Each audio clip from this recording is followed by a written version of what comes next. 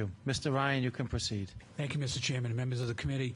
I come here today to oppose the original legislation, mostly because of some of the issues that Narragansett National Grid has in front of the presently constituted Energy Facility Siting Board. Frankly, I agree with Doug Jablinski here that expanding the board, I don't think will particularly make it better.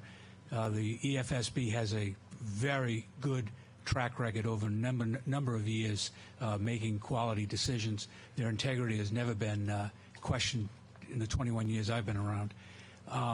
Most particularly, though, National Grid has two projects presently in front of the EFSB. One is a $90 million project in Newport, Aquidneck Island, to upgrade transmission and sub-transmission lines. We're halfway through the hearing and examination process before the board now.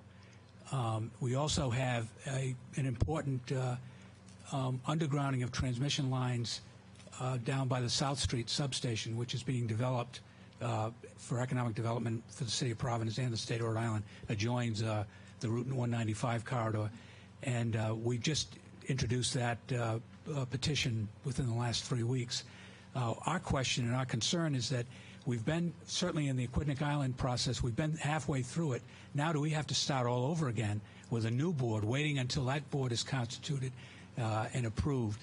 Do we have to delay all of the work that we have scheduled that we hope will be approved by the presently constituted EFSB?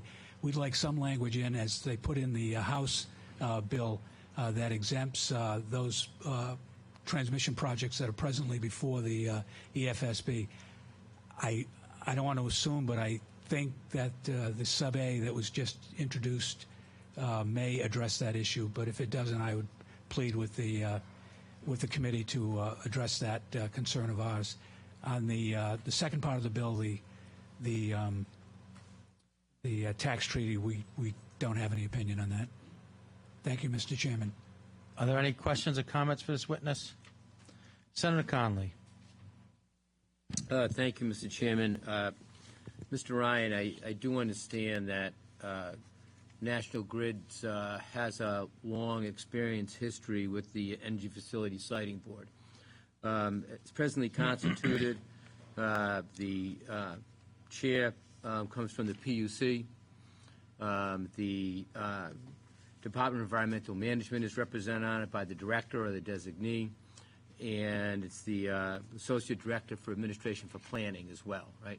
Correct. Now, that appears, that board is presently constituted, appears to draw from a range of interests from the regulators at the PUC who have vast experience in rate-setting matters and all of the information that goes into rate setting and the understanding of how the grid operates in the state and throughout New England.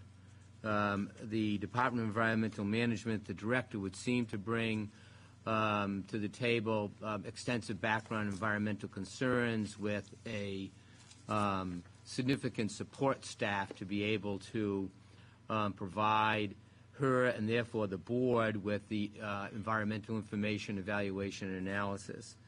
The Director of Planning, likewise, would seem to bring to the board not only the expertise on how the EFSB's decisions impact our statewide planning, comprehensive plans of communities throughout the state of Rhode Island, but also bring with it the resources that that person would rely on.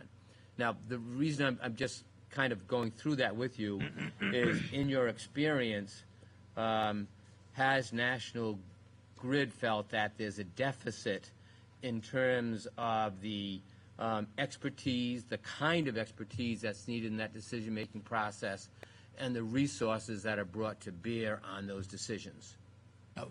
Thank you, Senator. We haven't seen that. One of the good parts of the EFSB, although only 3 people are represented by the board, any city or town that is impacted by a proposal has the ability to go in, testify, and bring whatever testimony and expertise they can. Thank you, I Senator. understand. I know you do. And they can also, and the EFSB can also call on witnesses that have expertise that they feel they may not have readily available. So they have the tools necessary to do what they have to do. And I'm not saying that 3 is the magic number or 5 may be the magic number, but I'm just saying that the as constituted has worked to present.